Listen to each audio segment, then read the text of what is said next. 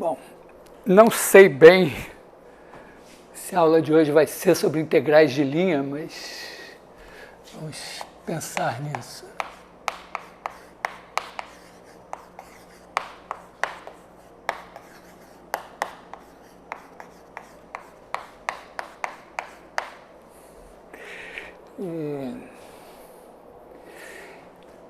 Eu vou começar falando de uma coisa assim, né? Trabalho.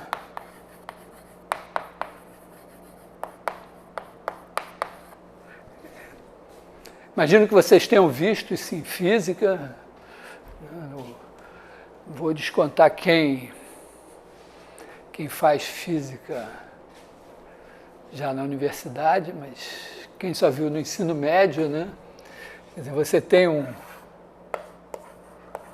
objeto, pensa como uma partícula, né? Se deslocando, assim, e, bom, eventualmente, alguém está puxando isso aqui, assim, né? E o negócio está andando para cá e você tem uma força aqui assim, e aí o negócio anda, sei lá, daqui até aqui, em cada instante tem uma força, mas no colégio é meio misterioso assim, né? Mas você pensa assim que a força foi constante, então você tem uma força para cá, essa componente aqui esquece, né? E você, vamos dizer, faz F vezes delta X, e isso é o trabalho.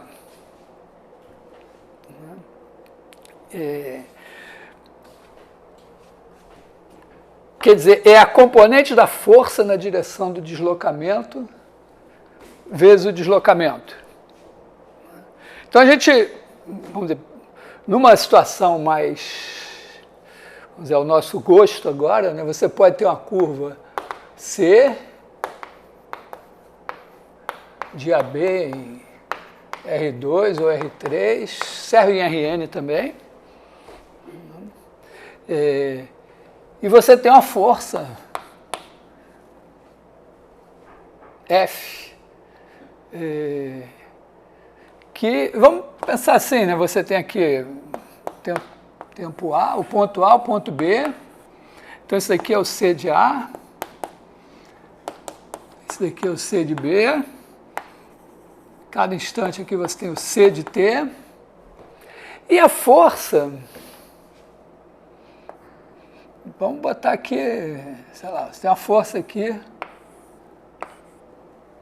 assim, ela pode depender do T, do C de T, não importa do que ela...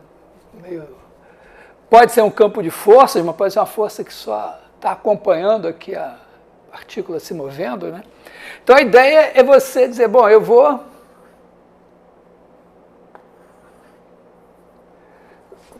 fazer assim, F de C dt, vou multiplicar, vou pegar um vetor aqui, que seria o dl, ou ds, dependendo, né? Chamar de dl. Significaria assim, quer dizer, eu penso o ponto C de T aqui, ponto de C mais delta T aqui, e aí eu penso esse deslocamento aqui, só que o delta T vai ser infinitamente pequeno. E aí eu vou pensar assim, né, que o meu dl vai ser o dt vezes o C ponto de T. Tá? Quer dizer, assim, está aqui o C de T mais dt. O dl seria isso daqui, mas o dt é tão pequenininho, vamos dizer, no limite, né? No limite a gente sabe que o C ponto de T é igual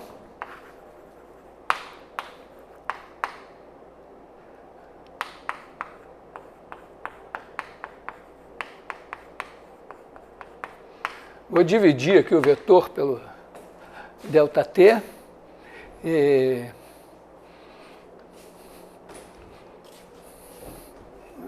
De maneira que, assim, poeticamente, a gente diz C ponto de T é igual, esse aqui é o ΔL, né? Então, ele é o dL dt. Claro que a justificativa para isso, né, é que, vamos dizer, que a gente escreve o C de T mais ΔT menos C de T sobre ΔT menos o C ponto de T.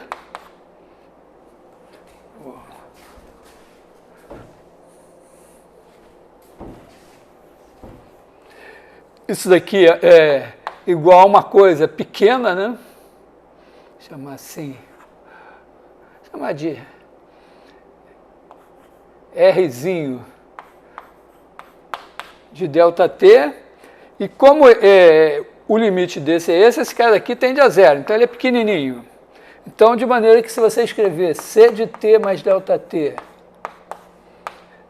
menos C de T menos C ponto de T, isso aqui é igual a ΔT, R de ΔT.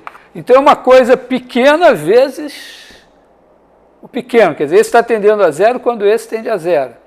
Significa, então, que você pode escrever o C de T mais ΔT menos C de T, faltou aqui o ΔT, né? Igual a ΔT C ponto de T, mais, vamos chamar assim, isso um epsilon de ΔT, e esse cara daqui, que é isso daqui, né? Se eu dividir ele ainda por ΔT, isso ainda tende a zero. Então, esse daqui é pequeno mesmo no microscópio. Tá? Quando você multiplica esse cara é pequeno, porque esse aqui está tendendo para esse, aqui tem um ΔT que tende a zero, então esse é pequeno, esse é pequeno, esse é pequeno. Só que se você dividir tudo por ΔT, ou seja, botar no microscópio, isso aqui continua pequeno. Quer dizer, aqui você vê o C ponto, aqui você vê o ΔL, mas ainda é pequenininho, né? Tá.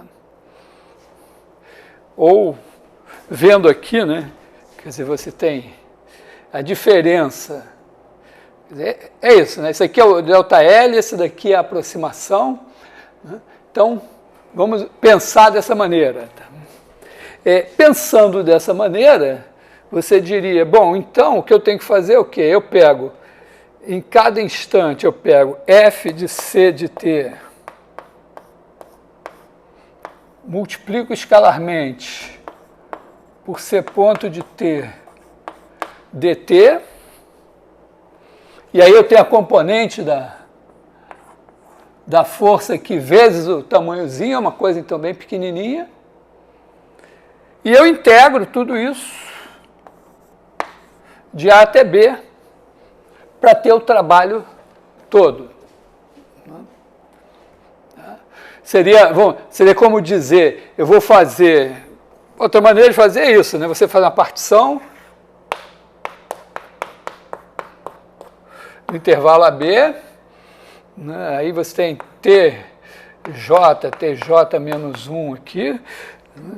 E aí você faz o somatório de J igual a 1 até N, isso aqui é o T0, isso aqui é o Tn, de F de C de TJ menos 1, escalar C de TJ menos C de TJ menos 1. Que é exatamente, né, pegar o F aqui, o F aqui é maiorzinho, né, multiplicar escalarmente por esse cara, que é quase a direção tangente, né? E somar tudo, e dizer, bom, isso aqui é uma aproximação. Mas, olha, isso daqui, como isso daqui, né?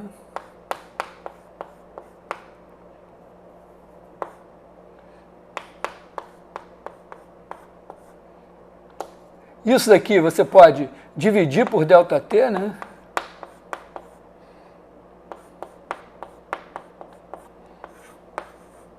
E multiplicar por ΔT. Então, nesse nível de, vamos dizer, se você fizer,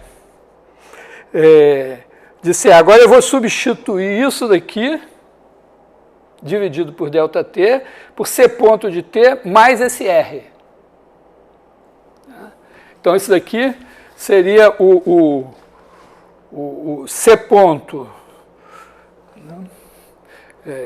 Isso daqui seria o somatório de J igual a 1 até N, de F de C, de TJ menos 1, escalar, C ponto de TJ menos 1, ΔT, mais essa parte daqui, né? F de C de TJ menos 1 vezes escalar o R de ΔT, ΔT. Isso daqui, ó, é exatamente uma soma de Riemann para essa integral aqui. Essa parte daqui, o que você pode dizer é o seguinte, é que quando o ΔT é pequenininho, esses caras aqui, e aí entra nesse caso o fato de você supor que as coisas são de classe C1, quer dizer, a curva é de classe C1, então a F é contínua, então você supõe, a F é limitada, não importa, pega a F limitada, mas a derivada é contínua, então você pode garantir que esse cara daqui vai ficar, porque ele na verdade, ele depende do T e do ΔT. Então ele varia de T para T. Mas, quando a derivada é contínua, você pode garantir que esse cara daqui é uniformemente pequeno. Quer dizer, se você pegar um ΔT suficientemente pequeno, todo mundo aqui vai ficar pequeno. E aí, mesmo que você integre esse negócio, que você some tudo, você tem esse cara que é limitado, esse que é limitado, e a soma dos ΔT é B menos A. Então, na verdade, esse é limitado, aqui vai dar B menos A, e esse cara daqui é pequeno. Então, mesmo integrando, esse erro aqui é pequeno. É uma maneira, vamos dizer assim, de justificar essa passagem aqui.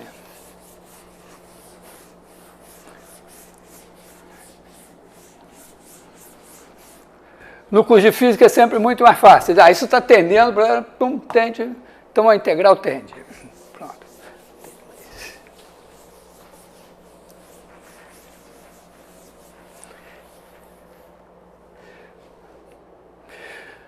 Bom, então, moral da história, a gente define assim, que o trabalho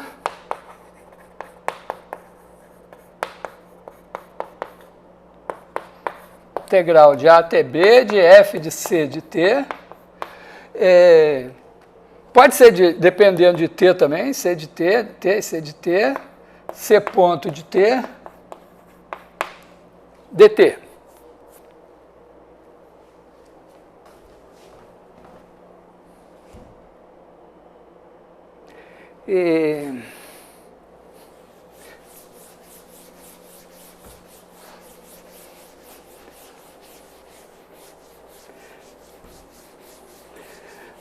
Mas vamos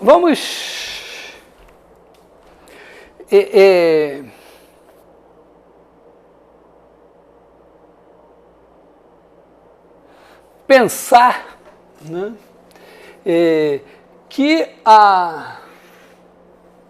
o cara está se movendo aqui, Mas você tem o C de T aqui e o F.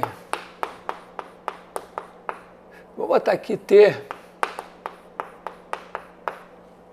C de T. Ele é o seguinte, ele é igual a massa vezes C2 pontos de T. Quer dizer, a força resultante é essa aqui. Tá? Quer dizer, então o negócio está, a partícula está aqui, está se movendo sob a ação dessa força, segundo a, sei lá, segundo a lei de Newton, né? Não sei nunca qual é o número da lei. Então, quando você faz essa integral aqui, né, a integral de A até B, de F de T, C de T, escalar C ponto de T, dt, isso aqui é igual à integral de A até B, de M, C2 pontos de T, escalar C ponto de T, dt. E eu aprendi a derivar produto escalar. Eu aprendi que se eu derivar C ponto de T, escalar C ponto de T,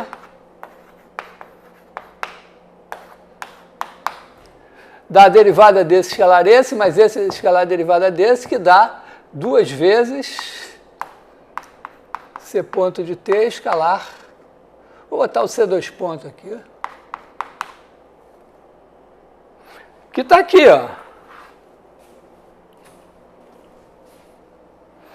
Então, essa integral daqui é a integral de A até B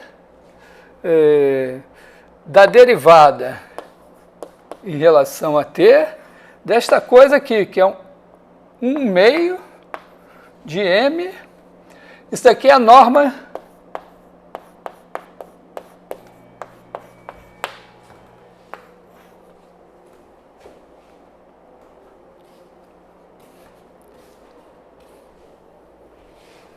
Então, eu acabei de inventar a energia cinética. Quer dizer, se eu acredito em trabalho, eu pego a força resultante, calculo o trabalho dela e eu encontro a variação da energia cinética, porque isso daqui é 1/2 de M, C ponto de T ao quadrado, em B menos em A.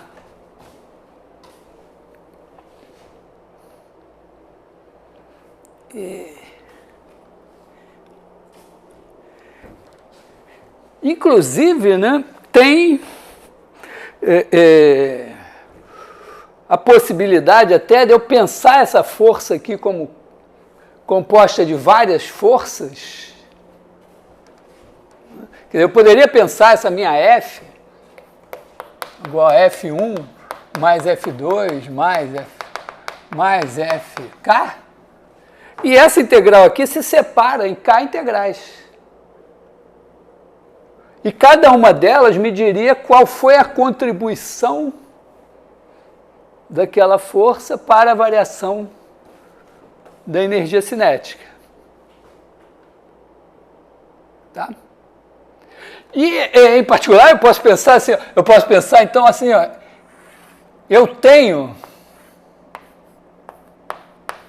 quando eu tenho uma curva, eu tenho a direção tangencial, e o que sobra é normal. Exatamente como na aceleração, né? Você tem aceleração, vocês aprenderam isso em cálculo 2, né? Você tem a velocidade, que dá a direção tangencial, tem a aceleração, aí você tem a componente da aceleração na direção tangencial e tem a componente normal. Então eu posso pegar essa força aqui também. Ó, tem uma componente tangencial, tem uma componente normal. E aí você olha e diz, poxa, mas a componente normal não realiza trabalho.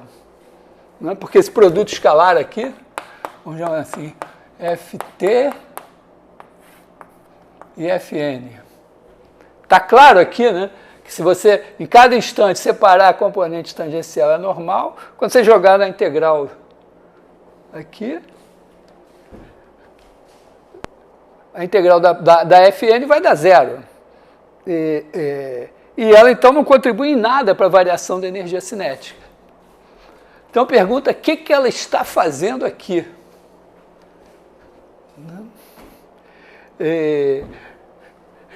Ela está fazendo aqui o seguinte, a mecânica tem que obedecer à geometria. Que é, vamos dizer, tem uma primeira lei, né, que é, se não tiver nenhuma força, o negócio anda em movimento retilíneo uniforme, né? Acho que é a lei da inércia, né? Mas tudo bem, mas aqui não, esse aqui é o interessante, porque se não tivesse essa força aqui, só tivesse essa na direção da velocidade, o bicho ia sair. Ele não ia andar em movimento retilíneo uniforme porque tinha uma força. Então você poderia ainda dizer, bom, tudo bem, tem uma força aqui, então já está violando o princípio de que vai fazer um movimento retilíneo uniforme. Mas, além disso, não é uniforme, mas é retilíneo. Então, isso também a gente estudou em cálculo, né?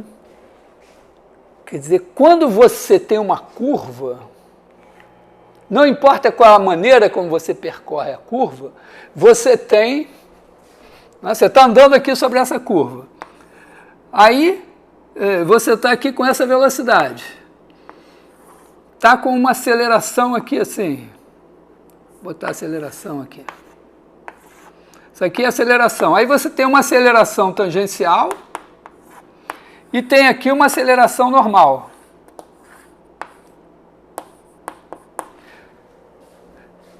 A gente aprendeu em cálculo, né, que tem aqui um vetor, que é um vetor curvatura,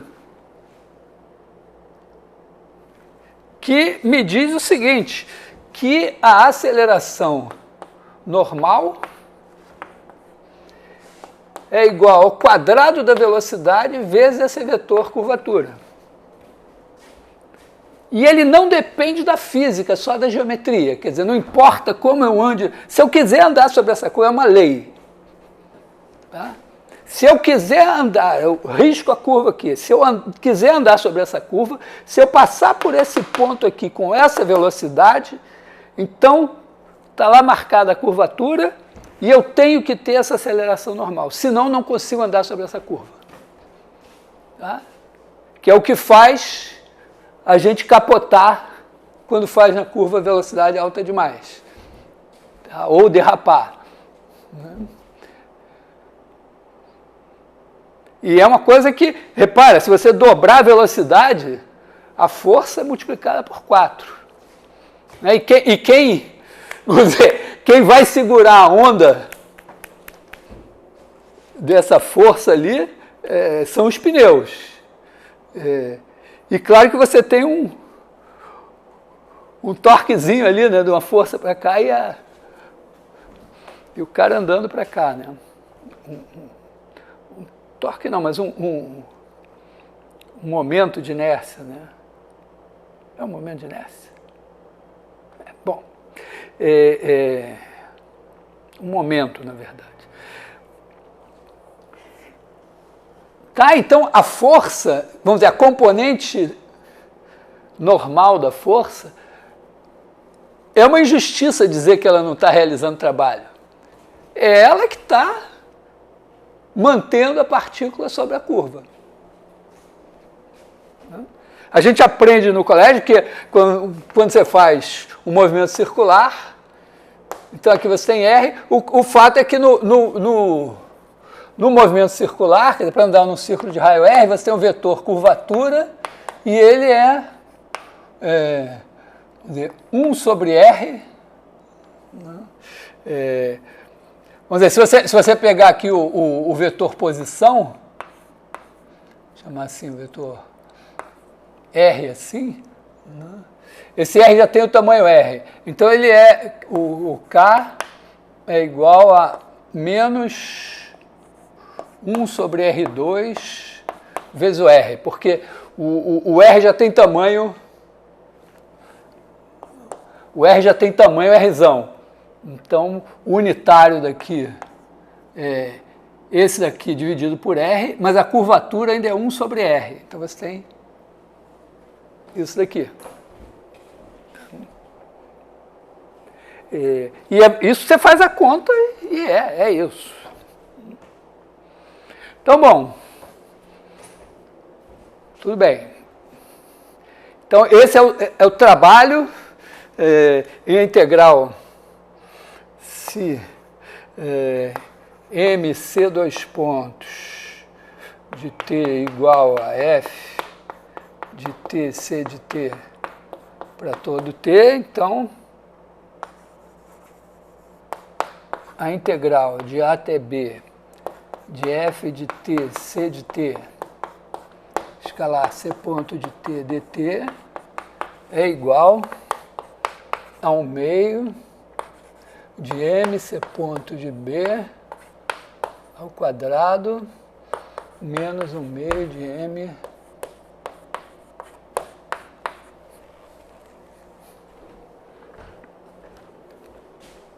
Então, esse é o ponto de vista do trabalho. Mas eu posso chegar nessa... Eu na aula passada, eu falei isso, mas vou falar de novo, né?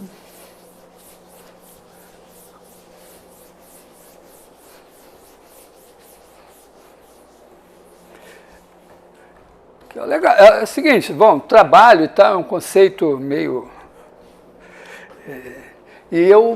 É meio religioso o trabalho para mim, é uma coisa meio religiosa, energia e tal. Então, eu sou ateu.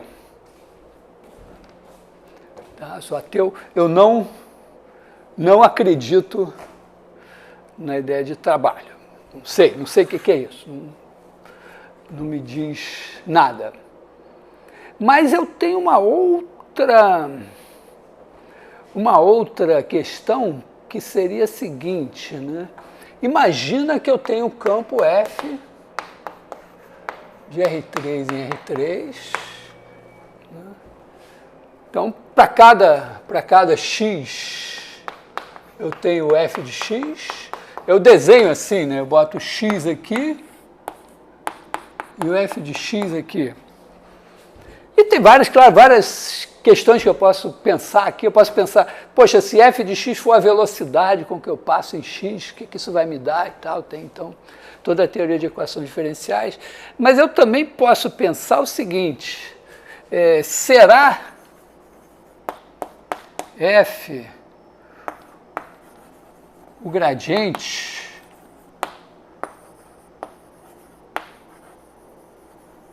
de alguma função?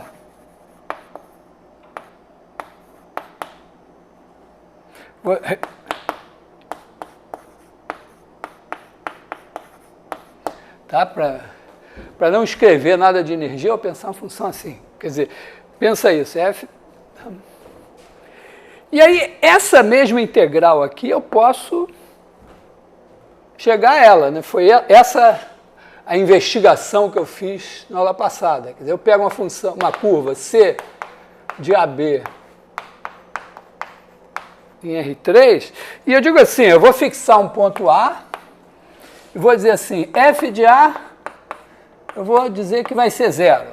Posso escolher qualquer valor para f de A. Então está aqui o A. Aí eu pego um ponto B, pego uma curva assim,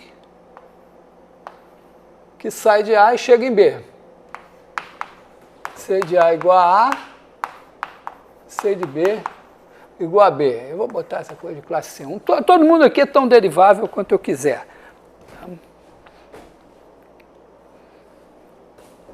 E aí eu digo o seguinte, né? Quer dizer, se eu pegar f de B,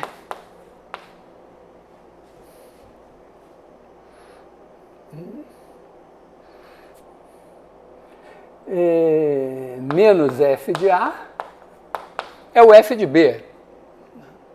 Mas é igual a f de C de B menos f de C de A. E essa f agora, né, f bola C é uma função de AB em R. Quer dizer, eu estou pensando que essa função existe. Se ela existir, quando eu tiver a curva C, para cada ponto aqui eu calculo o valor de fzinho e tem uma função assim. Isso daqui, então, é a diferença dessa função em B menos ela em A. Isso daqui é igual a integral de A até B da derivada, né?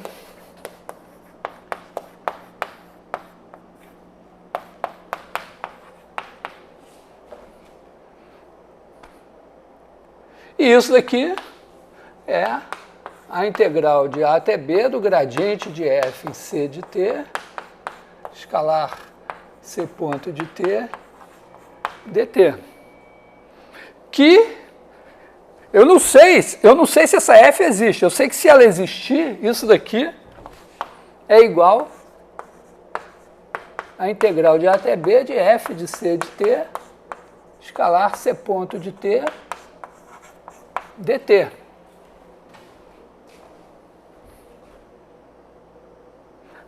Isso eu acredito. Não tem física, não tem trabalho, não tem energia, é só matemática. Significa o seguinte, que se eu quiser, se eu tiver o gradiente de uma função, estiver procurando a função, se eu souber o valor dela em A, eu posso chegar no valor dela em B calculando essa integral, que é a integral de linha, a integral sobre C de f. Eu costumo usar essa notação assim, mas tem aquela FDL com o produto escalar e tal.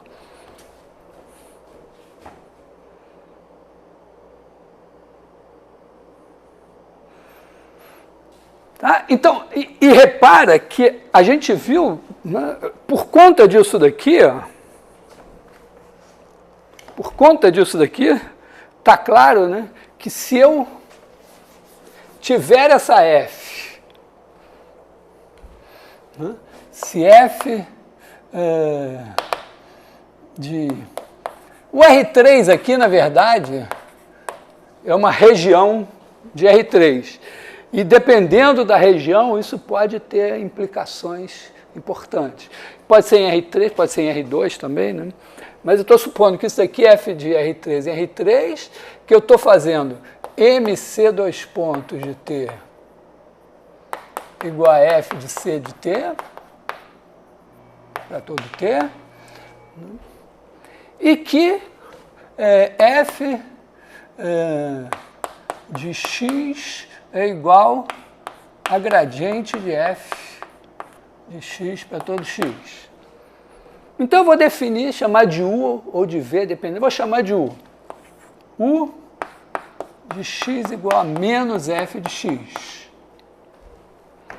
Então as minhas contas me disseram o seguinte, que se eu fizer essa integral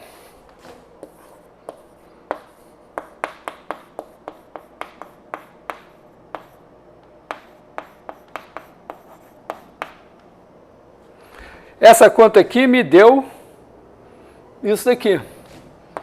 1/2 de m C ponto de B ao quadrado menos 1/2 de m C ponto de A ao quadrado. E essa conta daqui me deu, como eu botei, seria f de C de B menos f de C de A. Como eu troquei o sinal aqui por motivos que já devem estar mais ou menos óbvios, né?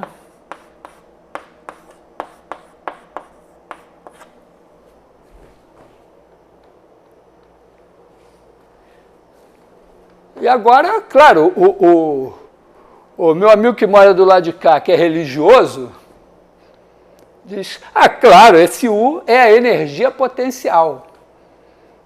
Então, essa integral aqui dá a variação da energia cinética e dá a variação da energia potencial, só que quando uma aumenta, a outra diminui e elas se somam e dá constante. Quer dizer que você tem uma energia total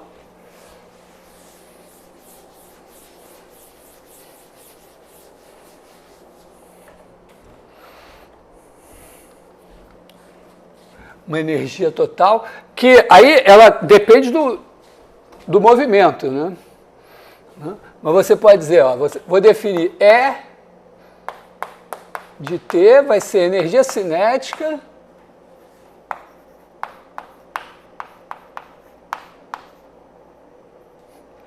mais a energia potencial. Quer dizer, a energia cinética depende do movimento, depende em função da velocidade. E a energia potencial é em função da posição. E aí, se você derivar, bom, isso aqui vai dar M C dois pontos de T escalar C ponto de T mais gradiente de U em C de T escalar C ponto de T, que é igual ao produto escalar de MC dois pontos de T. O gradiente de U é menos o gradiente... O gradiente de U é menos o gradiente de F. E o gradiente de F era esse cara daqui. Então, isso daqui é menos o gradiente de F em C de T,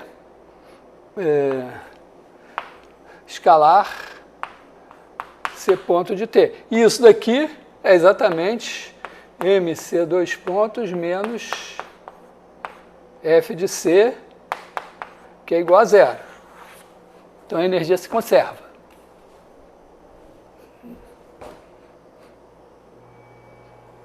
Então,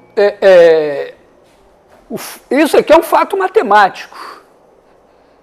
Não depende de eu acreditar em energia cinética e energia potencial. Aliás, sabe que eu fiz doutorado na França, e quando eu estava lá na França, eu reparava que toda vez que eu olhava catálogos de livros, diversas coisas, cursos e tal, na França, física era uma coisa e mecânica era outra. Porque, de certa forma, mecânica é um pouco assim, você bota as leis de Newton e faz matemática em cima, meio exagerando, mas tem um pouco esse caráter, né? Bom, então, seria interessante olhar exemplos, né? Exemplos de campos com os seus potenciais.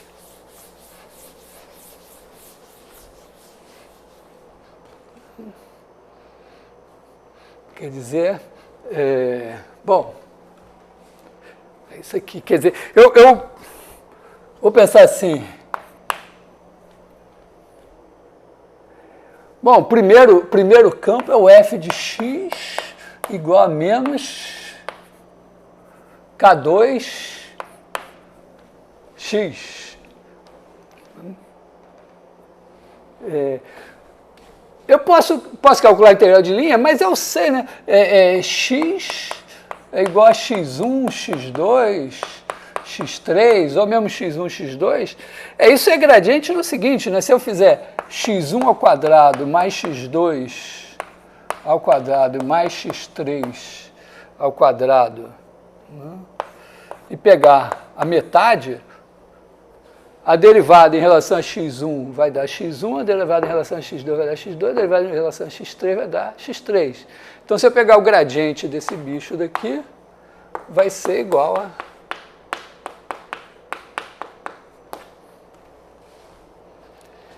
E mesma coisa, né? Se eu cortar uma coordenada, né? Mas, de qualquer maneira, então, se eu tô com a equação diferencial MC dois pontos de T igual a menos K2 C de T, então, com certeza, eu tenho 1 meio de m c ponto de t ao quadrado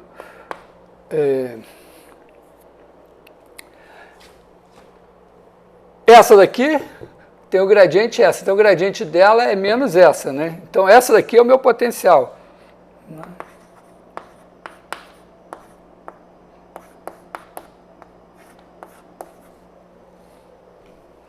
Isso daqui é a minha, essa daqui, a minha energia potencial, U de x é 1 meio,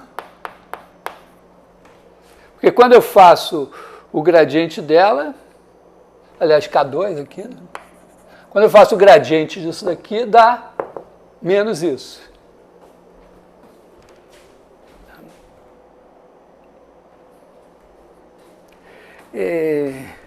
Tem uma que a gente precisa saber, que é o seguinte, né? Quer dizer, se eu te... Oi? Aqui? Eu disse o seguinte, que se vale isso daqui, essa é a minha força. Essa força é menos o gradiente disso daqui. Então, pelo que eu acabei de ver, né, eu tenho aqui essa função, que é a energia cinética, mais a energia potencial, e nesse caso a minha energia potencial é isso daqui.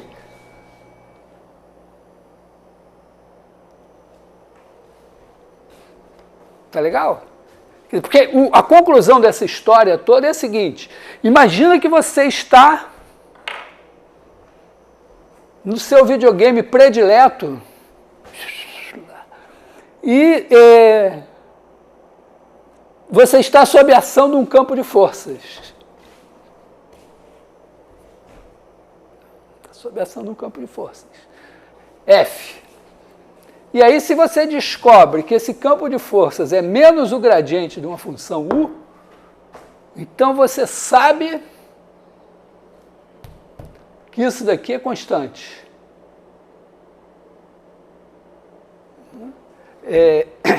E que para você, se você quiser diminuir a sua velocidade, você tem que ir lá para onde aumenta a energia potencial. Só que, claro, geralmente, né, quando você vai para esse ponto, qualquer mudançazinha leva você de volta. É como o massa-mola, né? Você vem aqui assim para um ponto que a energia potencial é mais alta, e aí você faz a curva. Se você estiver só oscilando assim, você chega aqui em velocidade zero, e aí você volta, e quando passa aqui na origem com a velocidade máxima. E aí vai até aqui, até a velocidade zero. Quando você está andando em órbita elíptica, você nunca tem velocidade zero, mas você tem ponto assim em que esse ponto de máximo aqui, a sua aceleração é só normal, né? Então você está ali onde e é onde a velocidade é mínima também, porque você está lá mais longe, né?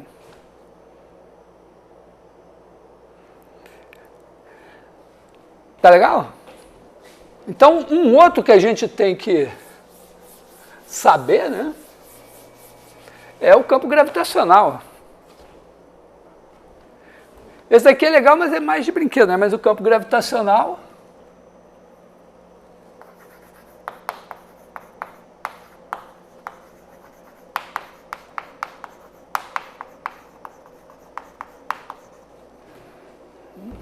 então você tem f de x, tem lá as constantes, né? Vou botar aqui, né, menos g, m, mas você tem aqui 1 sobre norma de x ao cubo x. Quer dizer, aqui você tem a origem, digamos assim, e aí você tem aqui x Você está olhando aqui, na verdade, né, você tem a força de cada um sobre o outro. Vamos dizer, se você tiver, fazer o parênteses, né, na realidade é assim, né, você tem aqui o Y e o X. E aí aqui a força que atua aqui sobre o X, devido ao Y, né? Vou botar esse Yzinho aqui, que não é derivada parcial, mas é exatamente o que? G, vamos dizer assim, você tem massa em Y, massa em X, então é menos G, deixa sem o M, massa em Y, massa em X, e agora 1 sobre X menos Y ao quadrado, que é o inverso do quadrado da distância, só que aponta nessa direção aqui, né? Então você tem que botar Y menos X aqui, dividir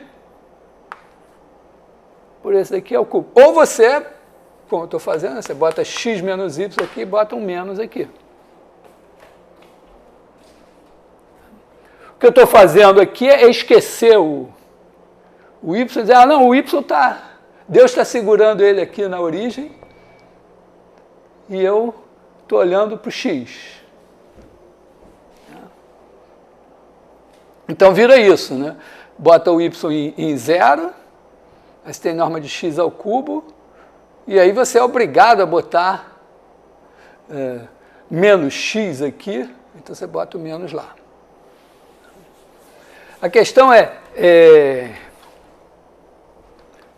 de quem esse cara é gradiente. Bom, a gente pode esquecer essa parte aqui, né? Mas a dica é meio assim, se você derivar 1 sobre norma de x, se você fizer o gradiente de 1 sobre norma de x, isso vai dar em cada componente, vai ter uma coisa assim, né, que vai ser, se você derivar em relação a x1, por exemplo, isso aqui vai dar 1 sobre norma de x ao quadrado, tem um menos aqui, porque a derivada de 1 é 0, e aí você vai ter 1 vezes a derivada parcial de módulo de x. E módulo de x é igual a raiz quadrada de x1 ao quadrado mais x2 ao quadrado mais x3 ao quadrado. Então, a derivada em relação a qualquer um, né, xj do módulo de x vai ser 1 sobre 2 raiz desse negócio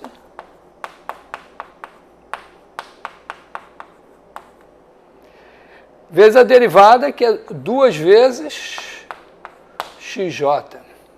Então, corta aqui. E aí você vai ter menos... vou botar xj aqui, né? Menos xj, isso aqui é norma de x de novo. Então, sobre norma de x ao cubo. Opa, achamos. Tá? Então, o gradiente desse cara daqui, o gradiente de 1 sobre norma de x é igual a menos x sobre norma de x ao cubo. Então, a energia potencial é menos 1 sobre norma de x.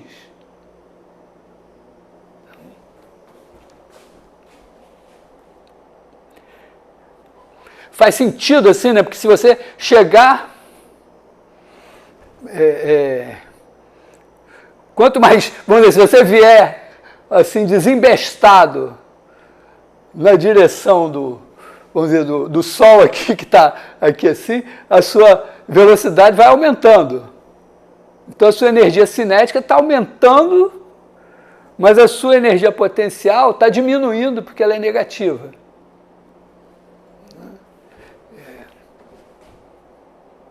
Então, por exemplo, se você tiver MC2 pontos igual a 2 pontos de T igual a menos GMM 1 sobre norma de C de T ao cubo C de T, então você vai ter 1 meio de M C ponto de T ao quadrado menos 1 sobre norma de C de T com o G MM aqui, né?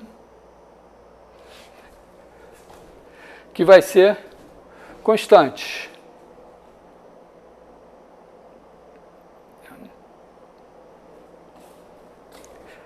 Faz sentido? Tem M aqui, tem M aqui. Bom, mas é que a força tem...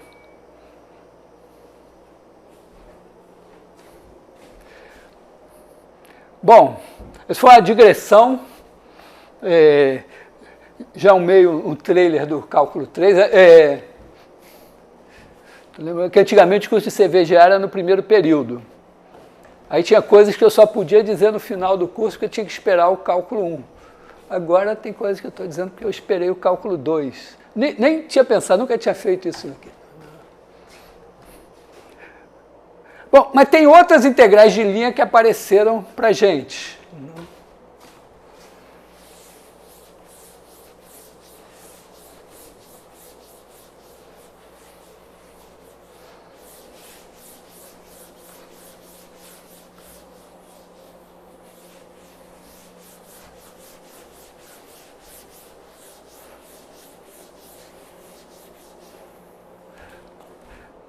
Outros campos. Né?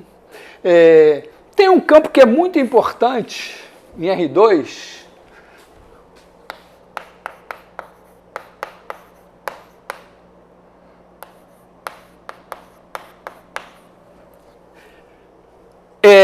pensa assim, coordenadas polares.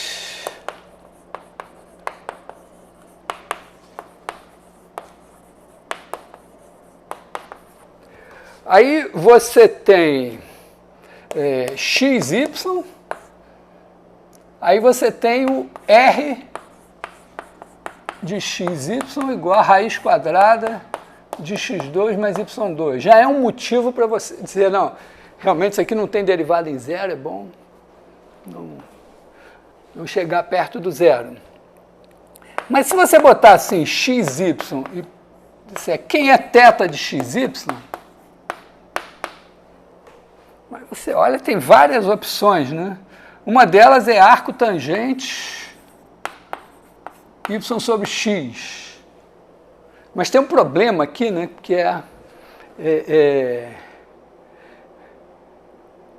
primeiro que arco tangente não é uma função muito bem definida, mas principalmente aqui, quando x for zero, então todo o eixo do x vai estar comprometido. Ou então você pode botar arco cosseno x sobre raiz de x2 mais y2. Estou pensando assim, xy. Então aqui você tem xy. Esse aqui é o meu ângulo θ, né?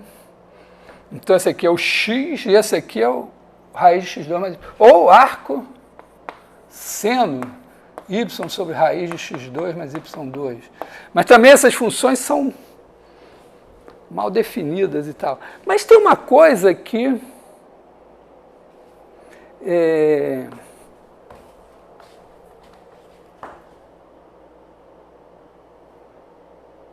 a gente pode ver, se você derivar cada uma dessas funções, calcular o gradiente de cada uma delas, em qualquer circunstância, você vai ver que o gradiente de θ em xy vai ser 1 sobre x2 mais y2 menos yx.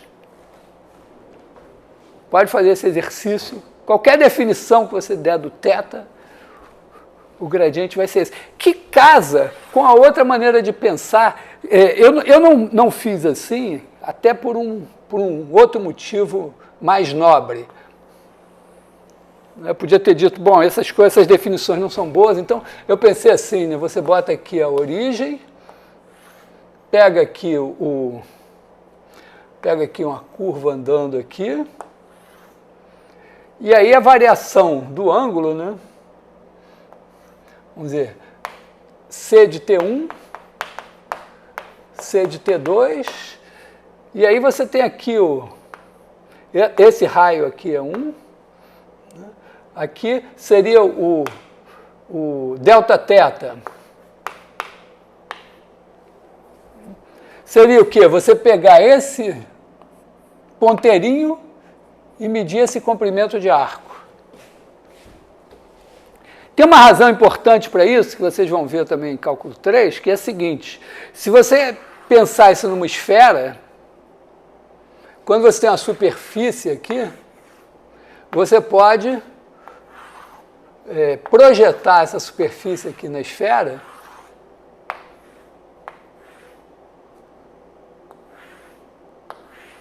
projeta aqui assim, né? E obtém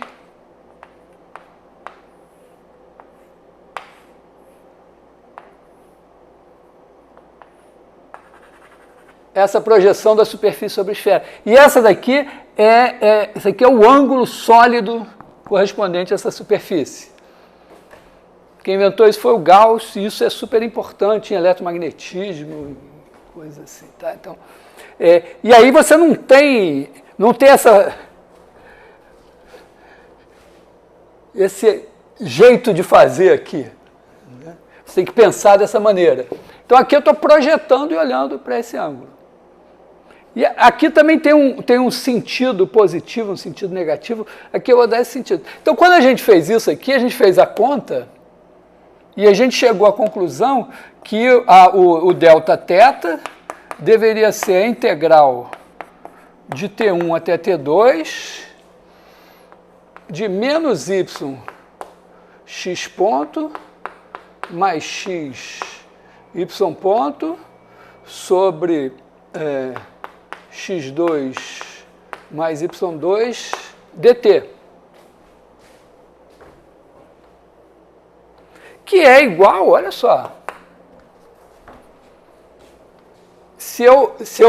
aqui eu estou dizendo c de t igual a x de t,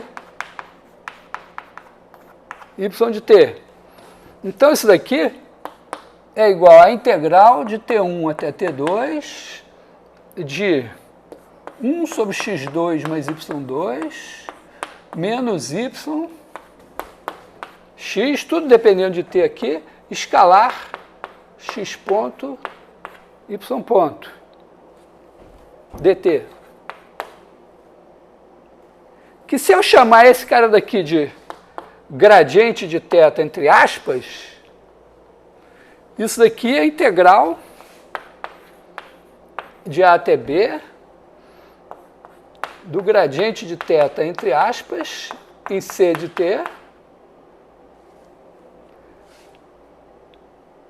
escalar C ponto de t dt. Quer dizer, quando eu faço essa integral aqui para calcular a variação do ângulo, é como se eu dissesse, ó, se existisse a função θ, o gradiente seria esse daqui, e essa variação seria a integral de linha, né? Vamos dizer, moralmente seria isso, né? Seria θ de C2, θ de C de T2, menos θ de C de T1. Né? Seria o ângulo aqui, menos o ângulo aqui, daria o delta θ. Né?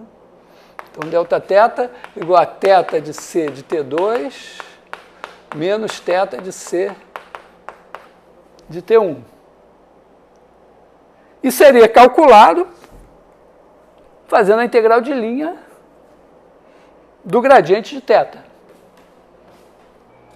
O legal aqui é que o gradiente de, vamos dizer, a θ não existe globalmente, ela existe localmente, mas globalmente eu não posso, porque é o seguinte, olha, como se a θ existir, a integral de linha tem que dar a diferença dos valores de θ. Então, se eu fizer uma curva daqui até aqui, integrar, aqui vai dar o ângulo aqui menos o ângulo aqui, tudo bem.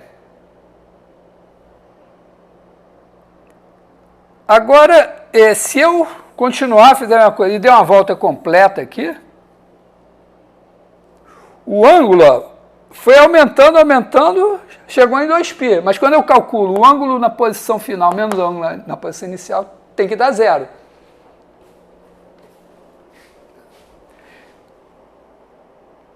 Então aqui é uma situação assim, é como se fosse um campo, é um campo de vetores, que se você procurar o potencial dele,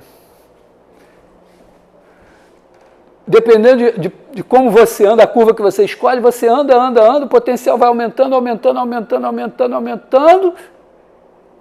e você volta no mesmo ponto, e o potencial aumentou, mas não podia ter aumentado, porque você voltou no mesmo ponto, devia ter o mesmo potencial. Então isso é uma coisa muito importante, né? Mas não vou seguir. Mas apareceu aqui a variação de ângulo, tem a ver, é uma integral de linha também, né? A variação de área também é uma integral de linha. É melhor do que essa. Ficou claro aqui assim que porque quando você tem, né, se f é igual a gradiente de uma certa f, se você tiver uma curva fechada, então a integral sobre c de f tem que dar 0. Porque f, você começa em algum ponto aqui, termina no mesmo ponto, então isso aqui, né, integral c de b igual a c de a, então a integral sobre c de f seria a integral de a até b de gradiente de f de c de t, escalar c ponto de t dt, que daria f de c de b menos f de c de a, tem que dar 0. Então, se você tiver um campo de vetores, que você faz uma integral de linha, numa curva fechada, quer dizer, você sai, dá a volta, volta no mesmo lugar e não dá 0, então ele não pode ser gradiente de ninguém. E, aliás, essa é uma grande diferença, né, das funções de várias variáveis para a função de uma variável. Quer dizer, a função de várias variáveis, função de uma variável, você tem uma função qualquer, se ela for contínua, ela é derivada de alguém. Nas funções de várias variáveis, não. Você pode ter um campo de vetores, ele pode ser lindo, maravilhoso, polinomial, até linear, e, infelizmente, não ser gradiente de ninguém. Não é. Paciência. Não é. E uma maneira segura de garantir que não é você fazer uma integral de linha numa curva fechada e dizer, pô, não deu 0, então, sem chance. Tem uma maneira local de medir, que é o rotacional, que vocês vão aprender no cálculo 3 também. Bom.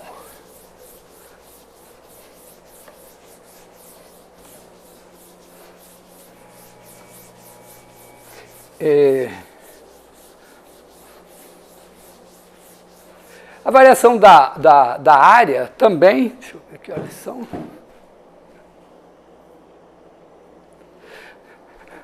A variação da área também, né?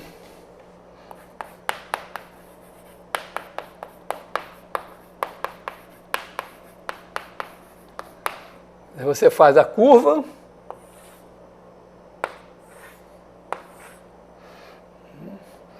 Aqui você tem c de t igual a x de t, y de t, e aí você faz essa área varrida aqui, vai ser a integral de a até b, o meio dessa integral, menos y de t, x ponto de t, mais x de t, y ponto de t, dt. Aqui desvenda também um certo mistério. Por que faz menos y x ponto mais x y ponto e não o contrário? Porque aqui já está escrito na forma de integral de a até b de menos y de t x de t escalar x ponto de t y ponto de t dt.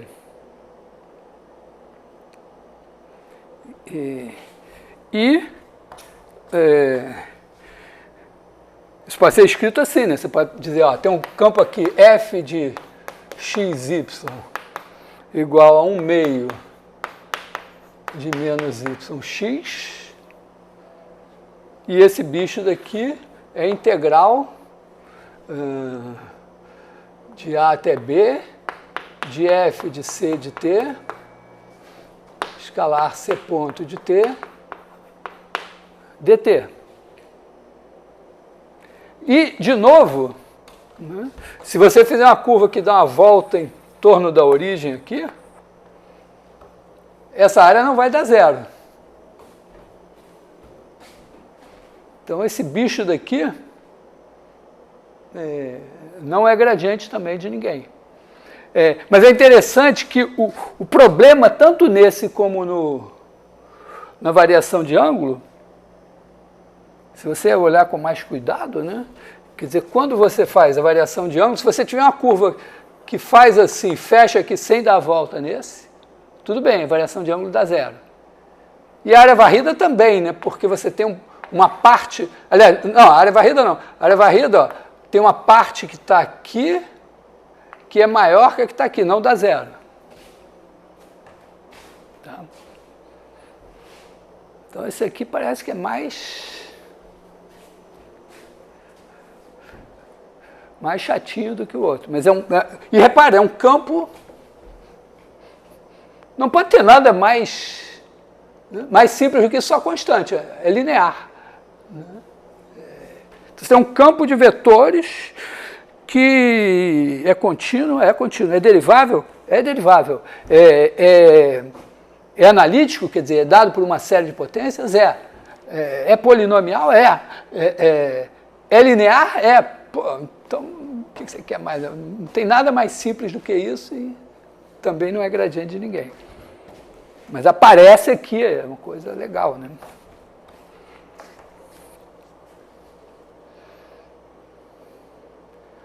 Então, nós temos, tem aqui, ó,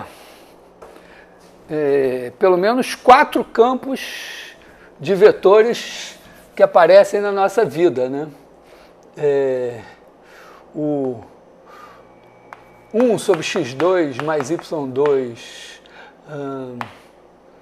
menos yx. Repara que a área varrida, a variação de ângulo é a área varrida, só que, vamos dizer, você tem como se fosse a área varrida, mas dividido por x2 mais y2. Dá para deduzir isso de outra maneira. Tem aqui o 1 meio de menos yx, quer dizer, isso aqui é ângulo, área. A gente tem menos K2 XY, que é Hooke, vamos homenagear o Hooke. E temos o menos GMM sobre x2 mais y2 mais z2 ao cubo. Vou botar aqui o Newton, né? Esse campo vai reaparecer no eletromagnetismo, né? Tá. Então, esse campo daqui ele é o bicho. Porque ele também, quando você faz o ângulo sólido, é esse campo aqui que entra em ação também. Oi?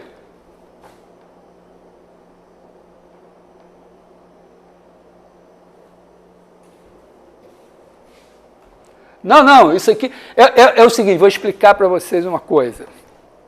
Vou explicar para vocês uma coisa.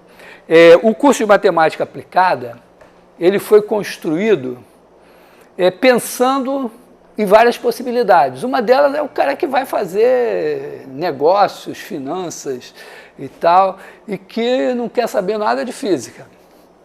Outro é o cara que vai fazer computação também, talvez não queira saber nada de física, mas talvez queira saber de outras coisas e tal. E tem o cara que vai fazer coisas de matemática, ou mesmo tem o cara que gosta de física, tem, né, o cara que vai fazer alguma coisa ligada à astronomia, a várias áreas da matemática e gosta de física. Mas, e aí tinha no currículo original, tinha a Física 1. Mas na hora de aprovar o currículo, fui eu que fiz e tudo, aí cheguei lá na burocracia da universidade e disse, espera aí, mas tem uma cadeira de física, onde está a aprovação da congregação do Instituto de Física? Aí eu disse, não tinha passado na congregação. Aí eu disse, não, então tá bom, tira. Então, tirei a Física 1. Mas eu fiquei com esse eterno remorso. Então, eu fiquei sempre me sentindo em dívida. Eu acho que foi uma coisa boa, num certo sentido. Porque aí eu me sinto obrigado, a toda vez que eu dou um curso, principalmente no CVGA, a dizer para os alunos, pô, olha só quanta coisa legal que tem na física, vai lá fazer um cursinho, você nem precisa fazer a Física 1, faz a mecânica direto. Porque depois que você aprendeu o cálculo e tal, você pode fazer a mecânica, é um curso super legal. Quando eu dou o cálculo 3, aí eu falo também de outras coisas, de mecânica dos fluidos, de propagação de calor, de eletromagnetismo, às vezes chamo os caras da física para dar uma aula, digo, vai lá fazer uma cadeira de eletromagnetismo e tal.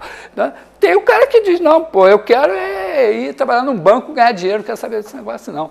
Tá, tudo bem, vai ter umas coisas de matemática que ele nunca vai entender, porque tem coisas de matemática que são tão dependentes da física, entendeu? Elas surgiram junto com a física.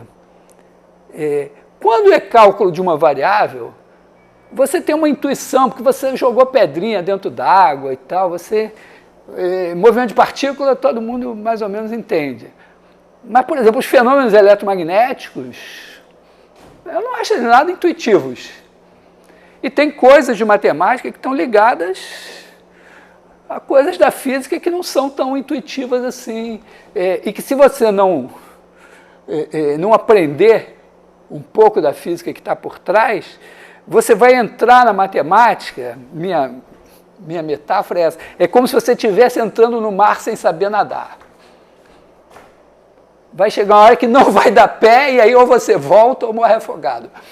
Entendeu? Então, eu digo assim, fortemente, o cara que vai querer fazer coisas por exemplo, de equações derivadas parciais, mesmo de topologia, de variedades, um monte de coisa assim, você...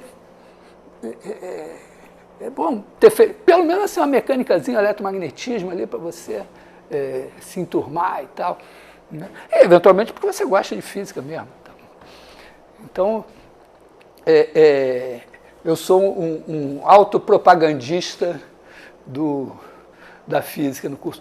Mas, dito isso, uma vez eu estava, uns anos atrás, sentado lá na ABC 116, que vocês não conhecem ainda, é uma salinha que a gente tem, não é nada assim, mas onde os alunos ficam. E tinha três alunos do curso discutindo, e um deles falou, olha, tem uma matéria que não é obrigatória no curso, mas eu acho que devia ser, que é a Física 1.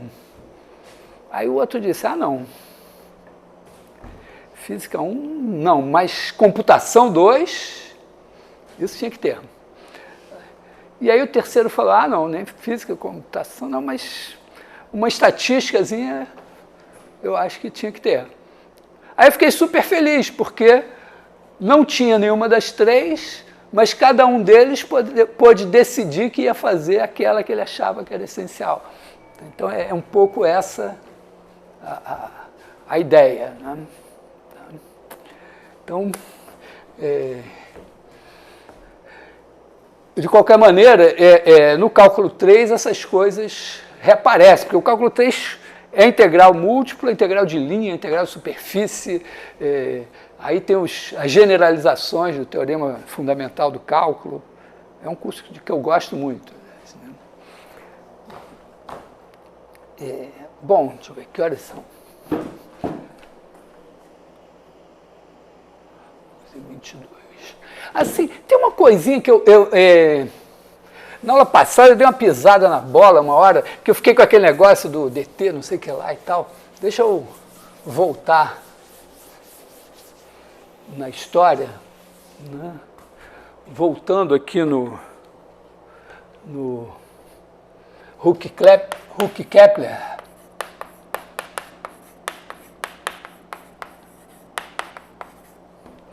A gente partiu disso, né? Tinha aqui uma elipse, aqui é ômega 2 pontos igual, vamos botar assim, m ômega 2 pontos igual a menos K2 ômega, então a gente tinha aqui e a gente fez assim, z igual a ômega 2, z, eu chamo de ômega, mas é w, w2 e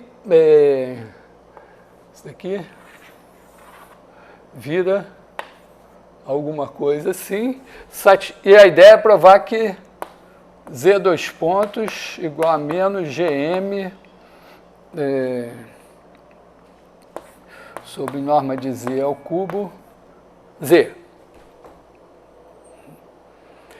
E a ideia foi que aqui isso é w de t, aqui vamos botar assim, d2 d tal 2, e aí a ideia é que se você fizer, isso aqui é o ômega de t, aqui é o z de tal, não adianta você pegar o bichinho que está andando aqui, elevar ao quadrado e botar ele para andar aqui com o mesmo tempo. Né? Quer dizer, se você pegar o ômega de t aqui, levar aqui no z de t igual a w de t ao quadrado e tentar usar ao mesmo tempo aqui, calcular a derivada segunda do z de t, você não vai achar isso. Eu nunca fiz essa conta, mas pode fazer a conta, você não vai achar isso. Mas você sabe que se você tem uma elipse, esse cara percorre uma elipse de sendo na origem, esse percorre uma elipse com foco na origem. Então, se esse cara aqui vai percorrer uma elipse com foco na origem, com certeza tem uma elipse aqui de centro na origem que se eu elevar ao quadrado dá essa daqui.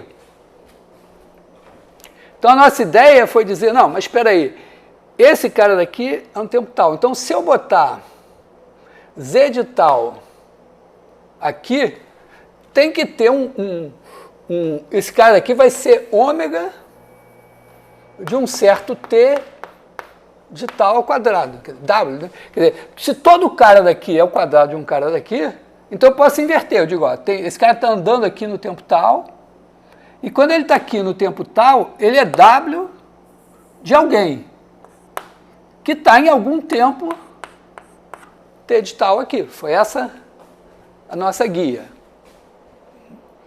E aí, a questão era conseguir a relação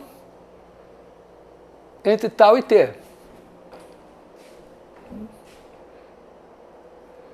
Então, a ideia, só assim, é o seguinte, digamos que eu boto aqui um tempo zero, z de zero, eu vou botar no tempo zero, vou botar ele em algum lugar. Vou botar o ângulo, vamos dizer, vou dizer assim, ó, vou botar assim, o z de zero aqui, e eu vou medir os ângulos a partir daqui. Então, a variação de ângulo, isso também eu não comentei na variação de ângulo, mas o interessante é o seguinte, quando você bota uma curva no plano, né, você faz aqui assim, isso, aliás, acho que eu vou fazer na semana que vem, não existe, né, se você pegar aqui x de t, y de t, não existe uma função r de xy, que é igual a raiz de R2, raiz de x2 mais y2, mas não existe a θ de xy. Mas você pode fazer a θ para cada ponto da curva. Quer dizer, você começa aqui, dá um ângulo, e o ângulo vai aumentando, aumentando, aumentando, aumentando, aumentando.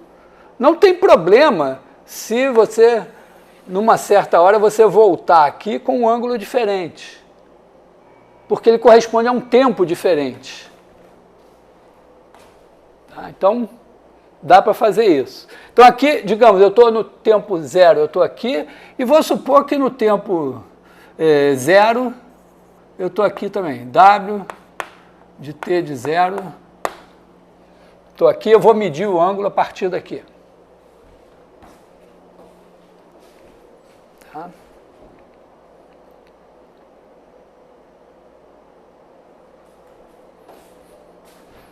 Só para pensar assim, é razoável, né? Porque, bom, se eu elevar esse cara ao quadrado, se eu pegar esse cara e elevar ao quadrado, ele vai dar real, não devia estar menorzinho assim, mas não, de repente esse modo aqui é menor que 1. Tá? Então eu sei o seguinte, que se eu olhar esse ângulo aqui, esse ângulo daqui é o ângulo do vetor W. Então W tem um ângulo aqui. Esse ângulo daqui, vamos dizer, o W em coordenadas polares, ele é W θ. Se eu chamar esse ângulo aqui de φ, o Z em coordenadas polares, ele é norma de Z igual a norma de W ao quadrado e φ igual a 2θ, porque eu peguei esse cara e elevei ao quadrado para dar isso aqui.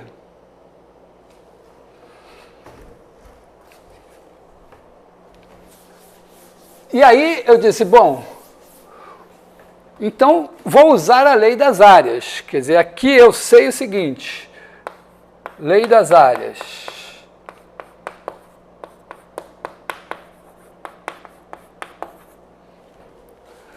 Repare aqui, quando eu faço menos yx ponto mais x, y ponto, se eu tiver em coordenadas polares, r θ, eu tenho x igual a r cosseno θ, y igual a r seno θ.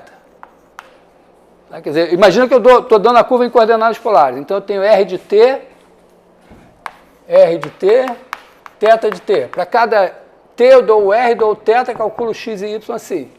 Então, isso daqui vai ser menos r seno θ, x ponto vai ser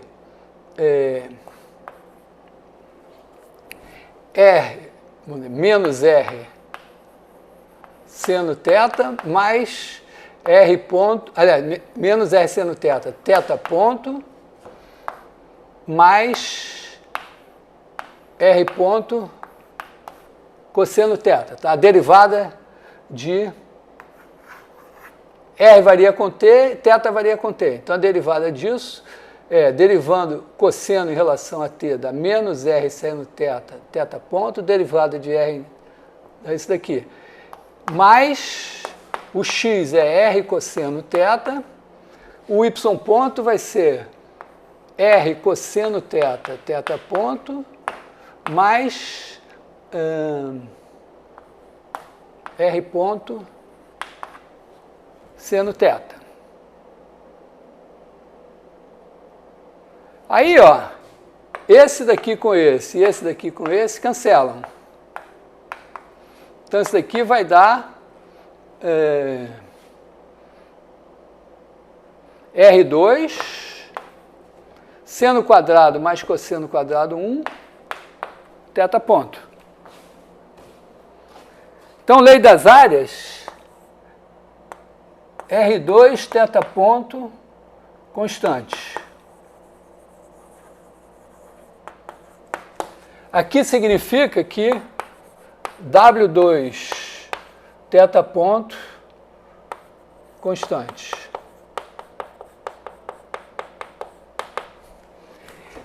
E aqui é o seguinte, eu não tenho o meu tal ainda. Mas se eu tiver o tal, vai ter que valer mesma coisa, o R2 θ ponto aqui, só que o R2 aqui vai ser W2 ao quadrado dφ d tal constante. Se eu olhar para isso daqui, isso vai me dar W a quarta, dφ d tal, o φ é 2θ, então é d tal de 2θ, que é 2W a quarta d tal de θ, que é 2W a quarta dθ dt dt d tal. E aqui, ó, eu tenho um W2 θ ponto aqui, que eu observei, né? Então isso aqui é constante. Mas na verdade, 2 é constante, W2 θ ponto aqui, né? Quer dizer, aqui eu tenho 2 norma de W ao quadrado θ ponto, norma de W ao quadrado dt d tal. Esse cara daqui também é constante. Então eu jogo tudo numa constante e eu fico com norma de W ao quadrado dt d tal constante. E aqui eu pisei na bola, quer dizer, aqui eu já tinha o dt d tal, né? Ele é uma constante sobre W ao quadrado, sobre norma de W ao quadrado. Eu posso fixar essa constante 1, porque se eu multiplico isso aqui por uma constante, eu estou multiplicando a derivada do tempo por uma constante. Então, o tempo vai sair multiplicado por uma constante, que é como se eu mudasse a unidade de tempo de minutos para segundo, alguma coisa assim. Então, eu acredito que não vai alterar nada, não vou ter... vamos dizer, se no fim der errado, eu disse, opa, fiz merda em algum lugar, mas aqui não tem motivo. Então, eu posso dizer assim, eu posso fazer, vou botar essa constante igual a 1 e dizer dt d tal igual a 1 sobre norma de W ao quadrado. Que aí significa, né, dt, significa que eu posso escrever t de tal,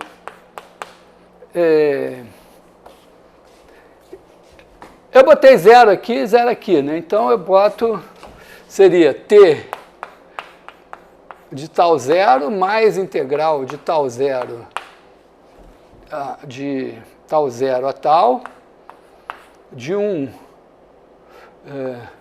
sobre W de t de tal, em norma, ao quadrado de tal. Aí está meio ruim, né? Porque eu digo, pô, mas peraí, eu não posso usar o t que eu não sei para calcular o t. Mas isso daqui também vai me dizer, né? Quando eu tenho uma função de uma variável com derivada positiva, como é aqui, né? Então ela tem uma inversa. E aí a inclinação, se eu tenho aqui tal e t, eu posso escrever, assim como eu escrevo t como função de tal, eu posso escrever tal como função de t. Então eu posso pensar assim, não, peraí, tal de t vai ser tal de t0 mais integral de t0 a t. E aí a derivada d tal dt é igual a 1 sobre dt d tal, nos pontos correspondentes. Tá? Então eu posso escrever aqui W, aqui tal de t, t0 a t, tal de tal, não posso usar t aqui, mas posso usar xi ao quadrado de xi. E agora essa aqui eu tenho. Então eu vou fazer t0 igual a 0, tal de 0 igual a 0 também. E vou simplesmente usar isso. Tal de t igual a integral de 0 a t. Eu não sei se eu preciso fixar isso aqui, mas posso ficar com isso.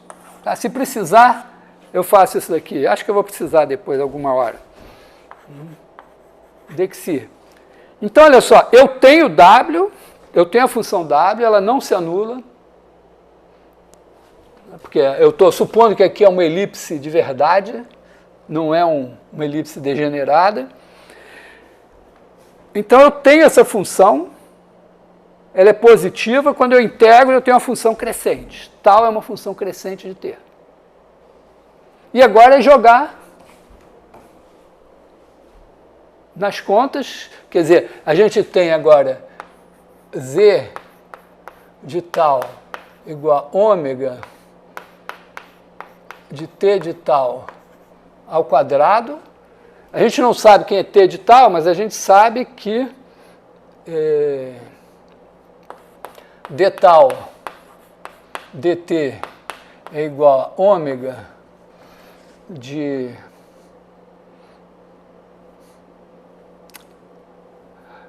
t de tal ao quadrado, peraí, w de bom, nem precisa, né? W de t ao quadrado aqui, porque o t é minha variável, então não preciso escrever assim, né? Quer dizer, eu tenho dado t, eu quero conhecer o tal como função de t, eu conheço porque eu conheço a derivada. Está aqui. Como eu vou precisar, eu sei que função inversa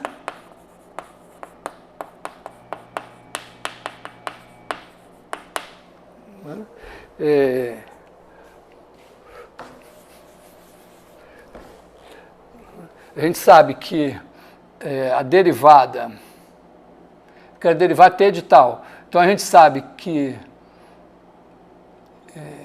não, quero derivar t de tal. Tal de t de tal é igual a tal. Então, a derivada tal linha de t de tal, t linha de tal é igual a 1. E aí t linha de tal é igual a 1 sobre tal linha de t de tal. E tal linha é 1. Esse aqui vai ser 1 sobre w de t de tal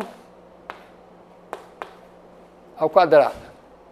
Então você pode jogar isso nas contas, porque eventualmente aqui, na hora que você for derivar esse negócio, você vai precisar derivar t de tal. Quer dizer, aqui você vai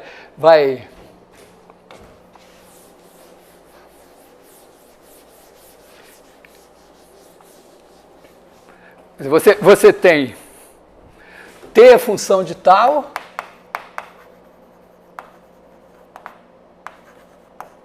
e tal é função de t. E a gente sabe que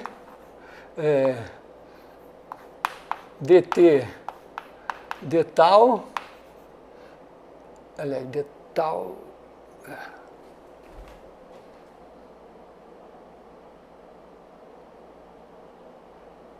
de tal dt, né? De tal dt, w de t módulo ao quadrado. E aí você vai pegar isso aqui quando você precisar derivar. Outra coisa aqui, né? W é um número complexo. Então, W de t de tal é um número complexo. Né? W de t de tal ao quadrado é um número complexo. Mas é um produto, né? Quer dizer, quando a gente tem U de t pertence a C, V de t pertence a C, se você fizer U de t, V de t e quiser derivar em relação a t, isso deriva como produto. Então, isso vai ser U ponto de t, V de t, mais U de t, V ponto de t. Então, você pode derivar esse negócio daqui, né? Se eu quiser derivar d dt de W de t de tal, d de tal, na verdade, né? Ao quadrado, posso derivar. Então, vai dar 2 vezes W de t de tal, vezes a derivada de W aqui. Então, vai ser dW dt de t de tal, vezes dt de tal de tal. Isso aqui você pode escrever como W ponto, que é a derivada em relação a t, e dt de tal é 1 sobre W de t ao quadrado. Você pode fazer alguns físicos. Você sabe que W é função de t e t é função de tal. Então, você chama, vamos dizer, você chama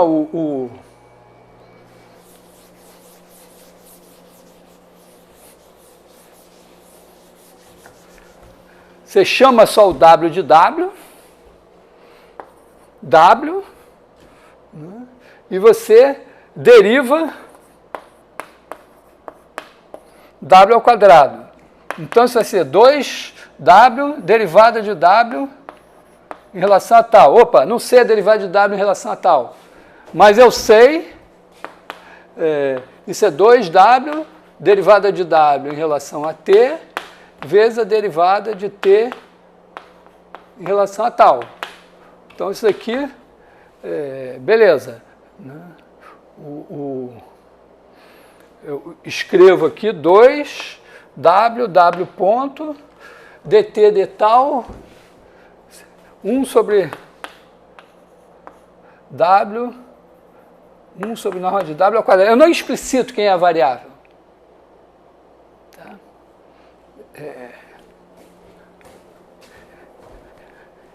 E agora você pode derivar de novo.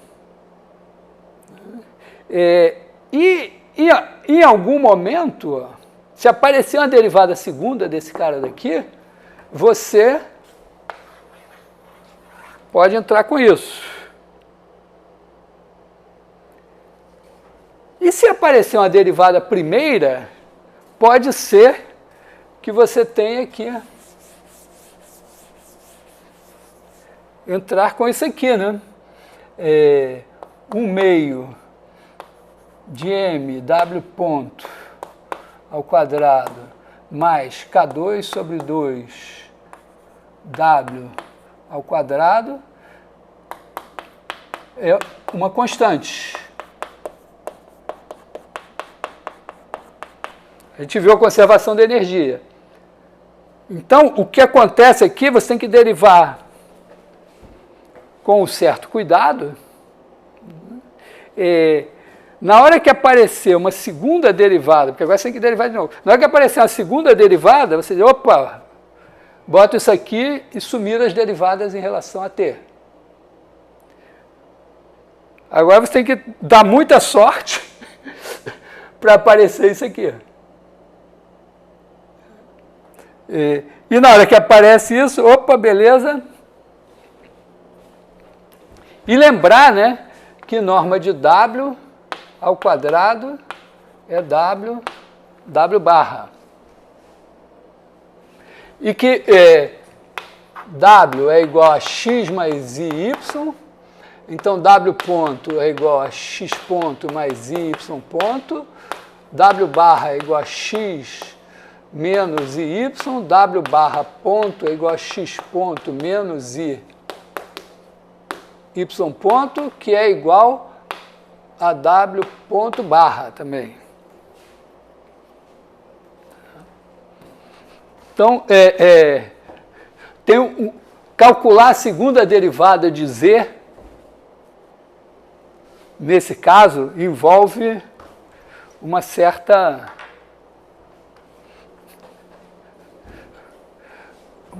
uma série de manipulações, né? Primeiro, derivar direito, e segundo, a certa altura, enxergar que isso aqui vai aparecer.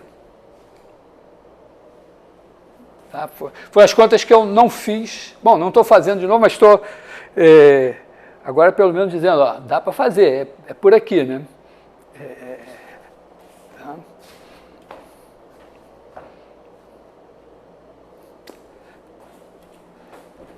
Então é isso, porque é um trabalho muito bonito, né? Porque ele envolve as velocidades, as acelerações, a conservação da energia, as funções de variável complexa, coisas que a gente viu, cônicas, né? Tal, não sei o que, tem, vamos dizer, tudo que está envolvido aqui a gente sabe. Uma vez eu estava assistindo uma palestra de um cara muito bom, tinha um colega do lado e disse, porra, o cara dizia, não, mas tudo que esse cara está fazendo, todos os passos, todos os degraus, eu entendo. Mas eu jamais teria conseguido enxergar a escada. Então aqui, vamos dizer, o trabalho assim, tem uma escada e a gente vai acompanhar cada degrau e ver que funciona. Então é um grande exercício.